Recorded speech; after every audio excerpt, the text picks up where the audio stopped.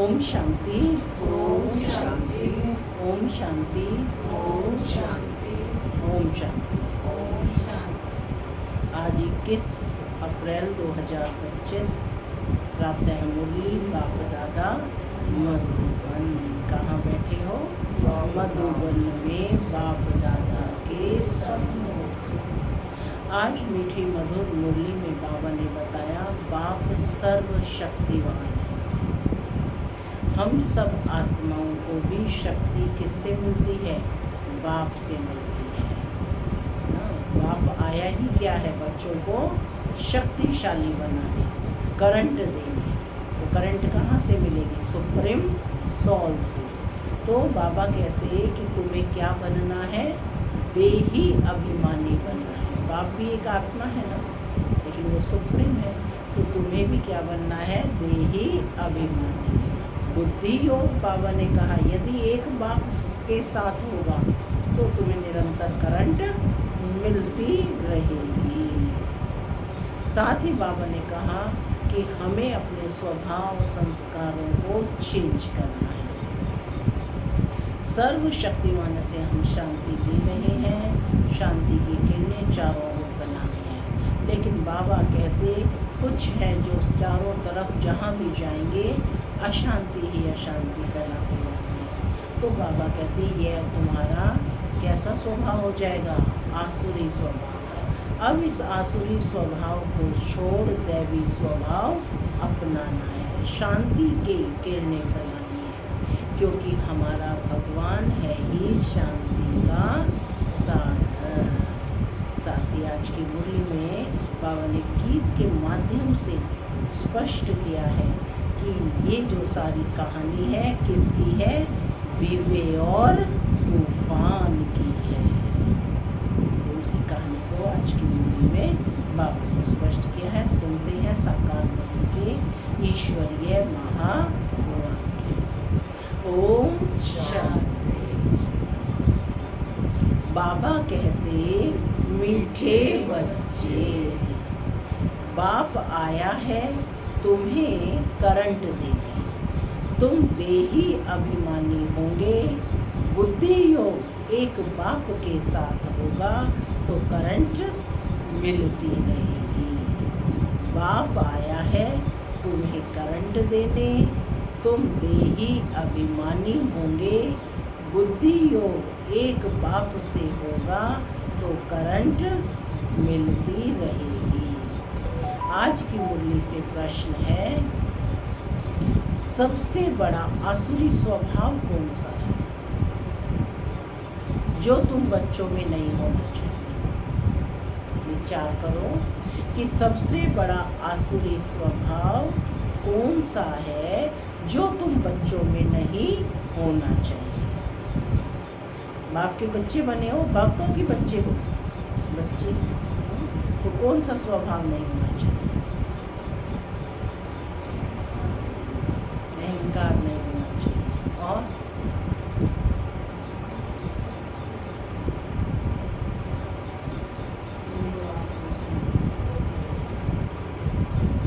सबसे बड़ा बाबा कहते कि आसुरी स्वभाव कौन सा है जो तुम बच्चों में नहीं होना चाहिए? बाबा कहते अशांति फैलाना, यह है सबसे बड़ा आसुरी स्वभाव। अशांति फैलाने वाले से मनुष्य तंग हो जाते हैं। वह जहाँ जाएंगे वहाँ अशांति फैला देंगे। इसलिए भगवान से सभी शांति का वर मांगते हैं। गीत चला, यह कहानी है दिव्य और तूफान की। ओम शांति। मैं आत्मा शांत स्वरूप हूँ, शांति मेरा स्वधर्म है। बाबा कहते मीठे बच्चे अब घर वापस जाना है। ओम शांति। मीठे मीठे सिक्की लधे बच्चों ने गीत की लाइन सुनी। गीत तो यह भक्ति मार्ग का है, फिर उनको ज्ञान में ट्रांसफर किया जाता है। और कोई ट्रांसफ़र कर ना सके, कि ऐसे गीतों को और कोई ट्रांसफ़र कर ना सके। तुम्हारे में भी नंबरवार पुरुषार्थ अनुसार जान सकते हैं, क्योंकि बाबा ही आकर इन गीतों का यथार्थ अर्थ बताते हैं। तो कहते हैं कि दीवा क्या है और तूफान क्या है। बच्चे जानते हैं कि आत्मा की ज्योत इस समय उझाई हुई है। अब बाप आए हैं ज्योत जगाने के लिए। कोई मरते हैं तो भी दीवा जलाते हैं, उसकी बड़ी खबरदारी रखते हैं। समझते हैं दीवा अगर बुझ गया तो आत्मा को अंधियारे से जाना पड़ेगा, इसलिए दीवा जलाते हैं। अब सतयुग में तो ये सब बातें होती नहीं, वहाँ तो सोझरे में होंगे, भूख आदि की बात ही नहीं, वहाँ तो बड़े माल मिलते हैं। यहाँ है घोर अंधियारा, छीछी दुनिया है ना। सब आत्माओं की ज्योत इस समय उझाई हुई है। सबसे जास्ती ज्योत तुम्हारी उझाई हुई है।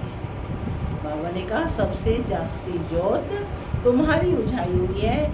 खास तुम्हारे लिए ही बाप आते हैं। कितना नशा होना चाहिए कि बाप किसके लिए आए हैं? मेरे लिए। खास बाप तुम्हारे लिए ही आते हैं। तुम्हारी ज्योत उझा गई है, अब करंट कहाँ से मिले? विचारणीय प्रश्न है ना। ज्योत उझा गई तो करंट कहाँ से मिले? बच्चे जानते हैं कि करंट तो एक बाप से ही मिलेगी। करंट जोर होती है तो बल्ब में रोशनी तेज हो जाती है। तो अभी तुम करंट ले रहे हो बड़ी मशीन से। बाबा कौन है? बड़ी मशीन। देखो बॉम्बे जैसे शहर में कितने ढेर आदमी रहते हैं, कितनी जास्ती करंट चाहिए, ज़रूर इतनी बड़ी मशीन होगी। यह है बेहद की बात। सारे दुनिया की आत्माओं की ज्योत बुझी हुई है, उनको करंट देना है। मूल बात बाप समझाते हैं, बुद्धि योग बाप से लगाओ। क्या समझाते हैं बाप? हाँ, बुद्धि का योग एक बाप से लगाओ।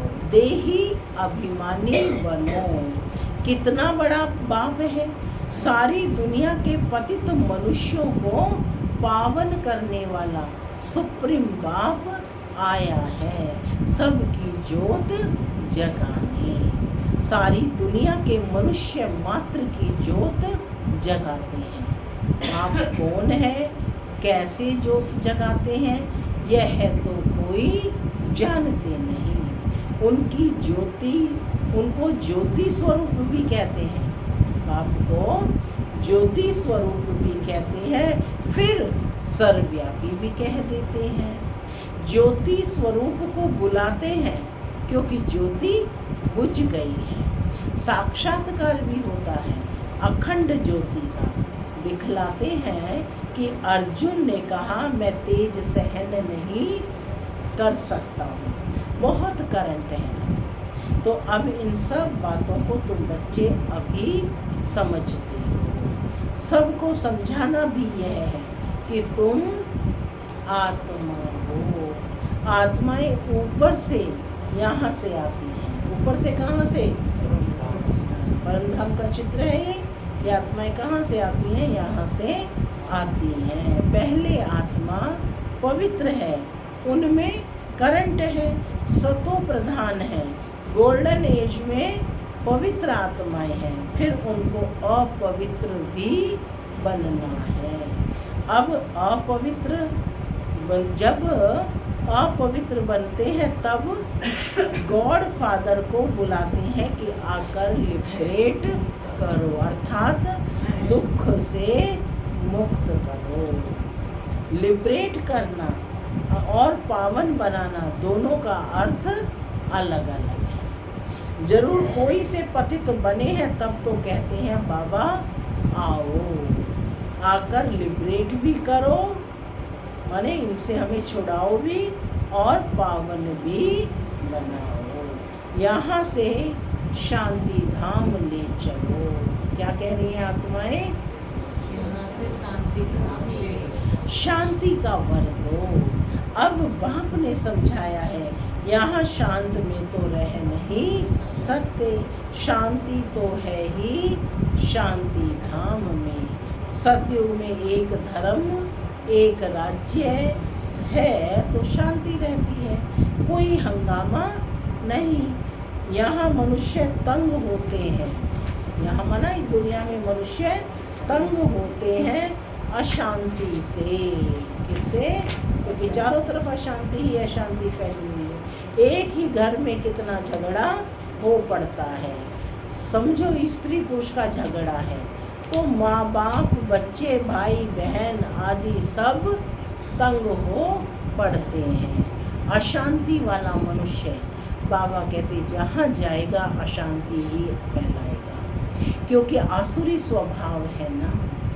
अभी तुम बच्चे जानते हो कि सतयुग है सुख धाम, वहाँ सुख और शांति दोनों है। सतयुग में सुख और शांति दोनों है, और वहाँ परम धाम में सिर्फ शांति है। उनको कहा जाता है स्वीट साइलेंस होम। घर का क्या नाम है? Sweet silence home. मुक्ति धाम वालों को सिर्फ इतना ही समझाना होता है, तुमको मुक्ति चाहिए ना तो बाप को याद करो। तो यही मैसेज देना है कि तुमको मुक्ति चाहिए ना तो बाप को याद करो, क्योंकि हर आत्मा जब बाप को एक बार पहचान लेगी, याद कर लेगी, तभी सब वापस घर जाएंगे। तो कहेंगे ना अंत समय में, आओ प्रभु तेरी लीला अपरंपार है। लेकिन उस समय पुरुषार्थ का तो टाइम नहीं रहेगा ना।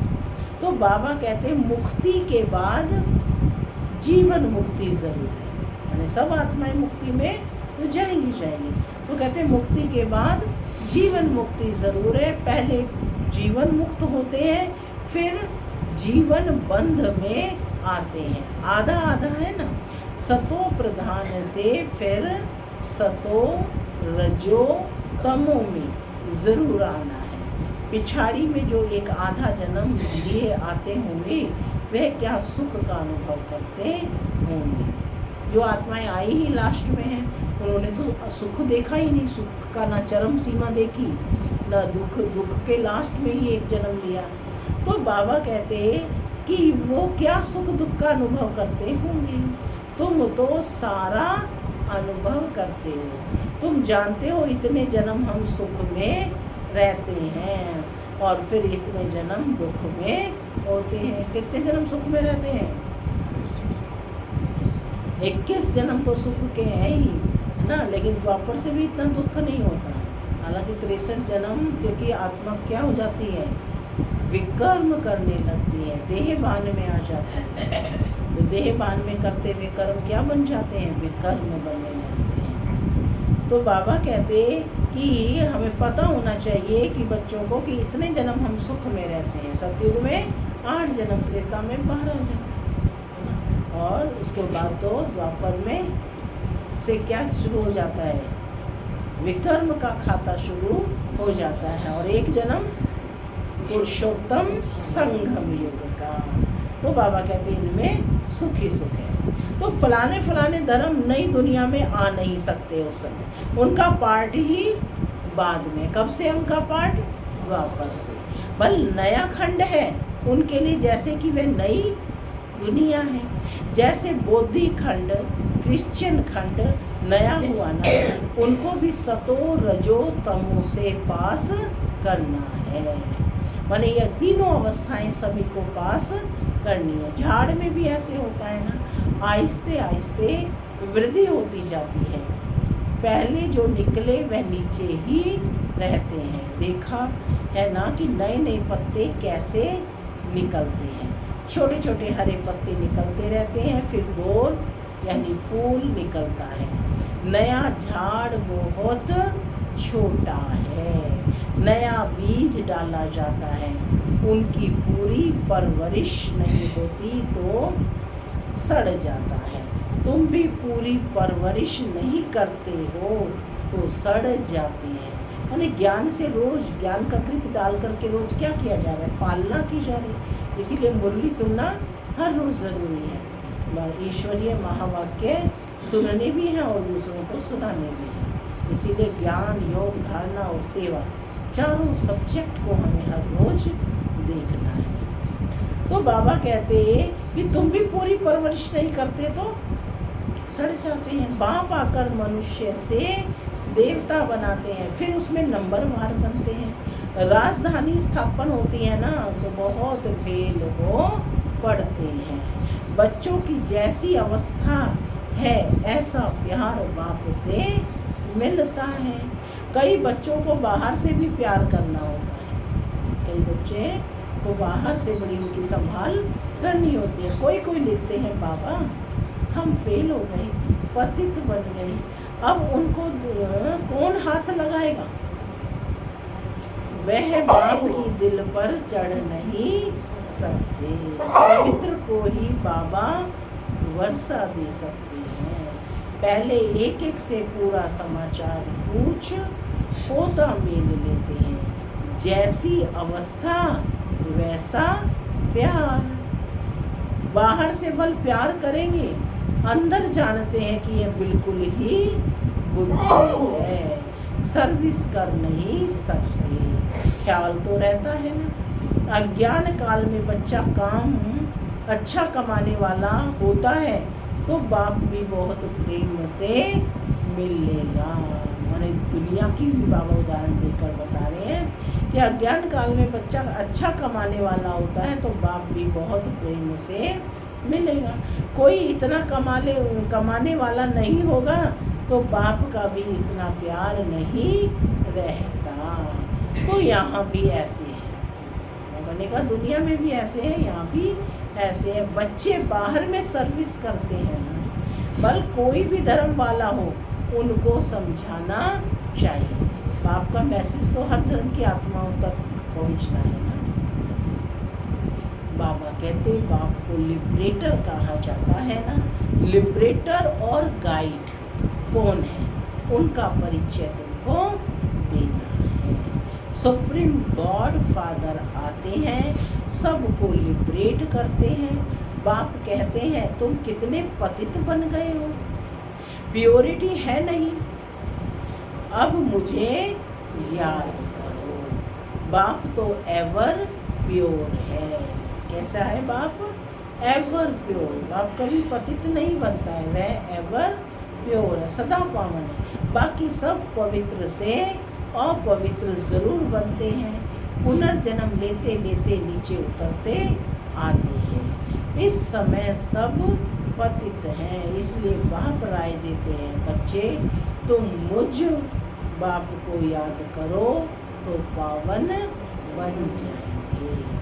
अब मौत तो सामने खड़ा है, पुरानी दुनिया का अब अंत है। क्या कहा बाबा ने?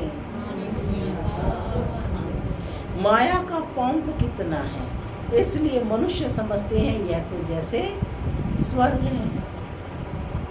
एरोप्लेन, बिजलियां आदि क्या क्या है, यह है सब माया का। अब यह खत्म होना है, फिर स्वर्ग की स्थापना हो जाएगी। यह बिजलियां आदि सब स्वर्ग में तो होते हैं, अब यह सब स्वर्ग में कैसे जाएंगे?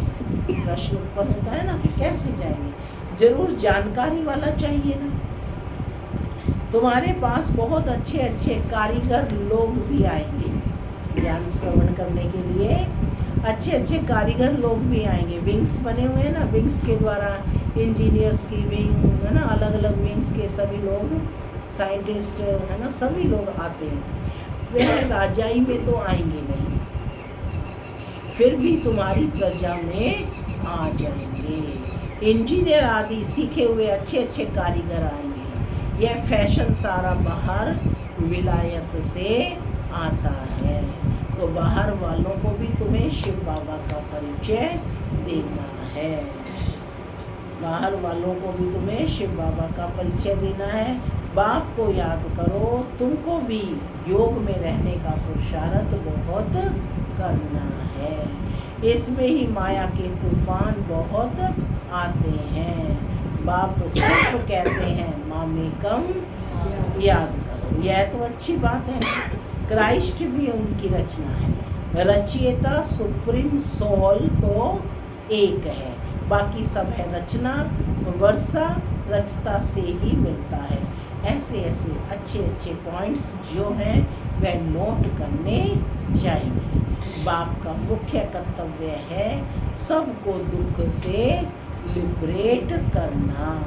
वह सुखधाम और शांति धाम का गेट खोलते हैं। उन्हें कहते हैं हे लिबरेटर, दुख से लिबरेट कर हमें शांति धाम सुख धाम ले चलो। जब यहाँ सुख धाम है तो बाकी आत्माएं शांति धाम में रहती हैं। हेवन का गेट बाप ही खोलते हैं। क्या कहा? हेवन का, स्वर्ग का गेट बाप ही खोलते हैं। एक गेट खुलता है नई दुनिया का और दूसरा गेट शांति धाम का। अब जो आत्माएं अपवित्र हो गई हैं उनको बाप श्रीमत देते हैं कि अपने को आत्मा समझो, मुझे याद करो तो तुम्हारे पाप कट जाएं। अब जो जो पुरुषार्थ करेंगी तो फिर अपने अपने धर्म में ऊंच पद पाएंगी। सभी आत्माएं अपने अपने धर्म में चली जाएंगी ना, चाहे जो कन्वर्ट हो गई हैं वो अपने धर्म में सब आ जाएंगी। तो बाबा कहते हैं वो अपने धर्म में यदि बाप को याद करेंगे, अच्छा पुरुषार्थ करेंगे तो अपने धर्म में भी ऊंच पद पाएंगे। पुरुषार्थ नहीं करेंगे तो कम पद पाएंगे। अच्छी अच्छी पॉइंट्स नोट करो तो समय पर काम आ सकती है। बोलो शिव बाबा का ऑक्यूपेशन हम बताएंगे तो मनुष्य कहेंगे ये फिर कौन? जो गॉड फादर शिव का ऑक्यूपेशन हमें बताते हैं। पूछेंगे ना कि अच्छा आप बताएंगे हमें शिव बाबा का ऑक्यूपेशन, तो वो देखेंगे ना उन्हें कि कौन है ये जो भगवान का ऑक्यूपेशन बताते हैं। बोलो तुम आत्मा के रूप में तो सब ब्रदर्स हो। फिर प्रजापिता ब्रह्मा द्वारा रचना रचते हैं तो भाई बहन होते हैं।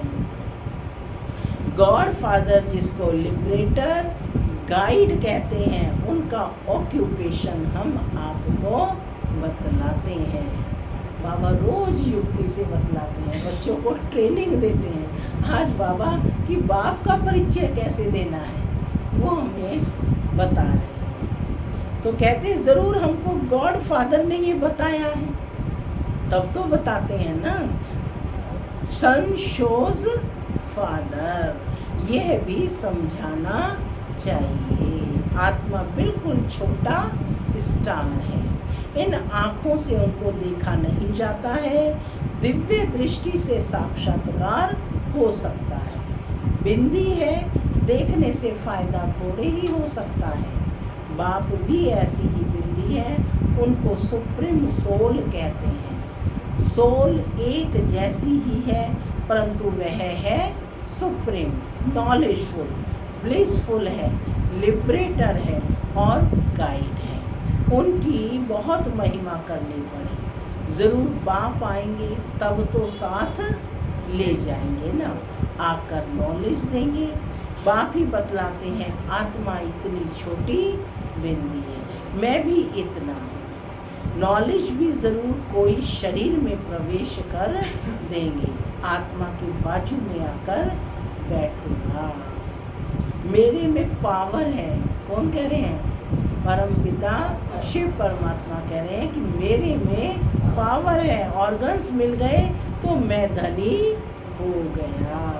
इन ऑर्गन्स द्वारा बैठ तुमको समझाता हूँ। इनको एडम भी कहा जाता है। किसको? ब्रह्मा बाबा को एडम भी इनमें आकर के समझाते हैं ना, तो एडम भी कहा जाता है। एडम माना पहला पहला आदमी। आदम और बीवी की कथा है ना, आदम माने पहला पहला आदमी, इसको कहते हैं एडम। मनुष्यों का सिलसिला है ना, यह माता पिता भी बनते हैं, इनसे फिर रचना होती है पुराना परंतु एडॉप्ट किया है, नहीं तो ब्रह्मा कहाँ से आया। माने ब्रह्मा इसी दुनिया का मनुष्य है जिसे एडॉप्ट किया है। ब्रह्मा के बाप का नाम कोई बताए? ब्रह्मा विष्णु शंकर, ये किसकी रचना तो होगी ना, रचयिता तो एक ही है। बाप ने तो इनको एडॉप्ट किया है। यह इतने छोटे बच्चे बैठ सुनाए तो कहेंगे यह तो बड़ी नॉलेज है। जिन बच्चों को बाबा कहते अच्छी धारणा होती है, उन्हें बहुत खुशी रहेगी, कभी उबासी नहीं आएगी। कोई समझाने वाला नहीं होगा तो उबासी, कोई समझने वाला नहीं होगा तो उबासी देता रहेगा। यहाँ तो तुमको कभी उबासी नहीं आनी चाहिए। कमाई के समय कभी उबासी नहीं आती है। ग्राहक नहीं होंगे तो धंधा ठंडा होगा, तो उबासी आती रहेगी। ग्राहक नहीं होंगे तो धंधा ठंडा होगा, तो उबासी आती रहेगी। यहाँ भी धारणा नहीं होती है। कोई तो बिल्कुल समझते नहीं है, क्योंकि देह अभिमान है। देही अभिमानी हो बैठ नहीं सकेंगे। कोई ना कोई बाहर की बातें याद आ जाएंगी, पॉइंट्स आदि भी नोट नहीं कर सकेंगे। श्रूड बुद्धि झट नोट करेंगे, तेज बुद्धि वाले झट नोट करेंगे, यह पॉइंट्स बहुत अच्छी है। स्टूडेंट्स की चलन भी टीचर को देखने में आती है ना, सेंसिबल टीचर की नज़र सब तरफ फिरती रहती है, तब तो सर्टिफिकेट देते हैं पढ़ाई का, मैनर्स का सर्टिफिकेट निकालते हैं। कितना एब्सेंट रहा वह भी निकालते हैं। बाबा कह रहे हैं कि कितना एब्सेंट रहा वह भी निकालते हैं। यहाँ तो भल प्रेजेंट होते हैं परंतु समझते कुछ नहीं, तो धारणा होती नहीं। कोई कहते हैं बुद्धि डल है, धारणा नहीं होती। बाबा क्या करेंगे? यह तुम्हारे कर्मों का हिसाब किताब है। बाप तो तदबीर एक ही कराते हैं, तुम्हारी तकदीर में नहीं है तो क्या करेंगे। स्कूल में भी कोई पास कोई फेल होते हैं। यह है बेहद की पढ़ाई, जो बेहद का बाप पढ़ाते हैं। और धर्म वाले गीता की बात नहीं समझेंगे। नेशन देख समझाना पड़ता है।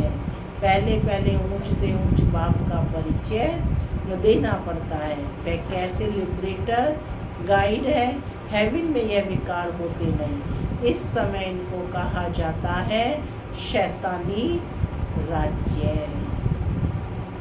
पुरानी दुनिया है ना, इनको गोल्डन एजिड नहीं कहेंगे।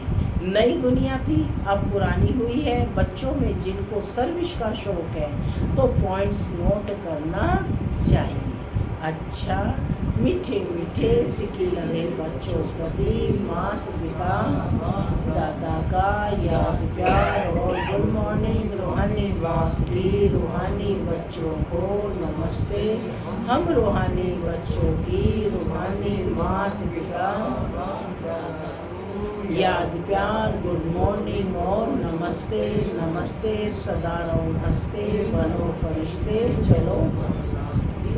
धारणा के लिए मुख्य सार पहला, पढ़ाई में बहुत बहुत कमाई है, इसलिए कमाई खुशी खुशी से करनी है। पढ़ते समय कभी उबासी आदि ना आए। बुद्धि योग इधर उधर ना भटके। पॉइंट्स नोट कर धारणा करते रहो। दूसरा, पवित्र बन बाप के दिल का प्यार पाने का अधिकारी बनना है। पॉइंट्स बाबा कहते हैं सर्विस में होशियार बनना है, अच्छी कमाई करनी और करानी है। आज का वरदान है मरजीवा जन्म की स्मृति से सर्व कर्म बंधनों को समाप्त करने वाले कर्म योगी भव।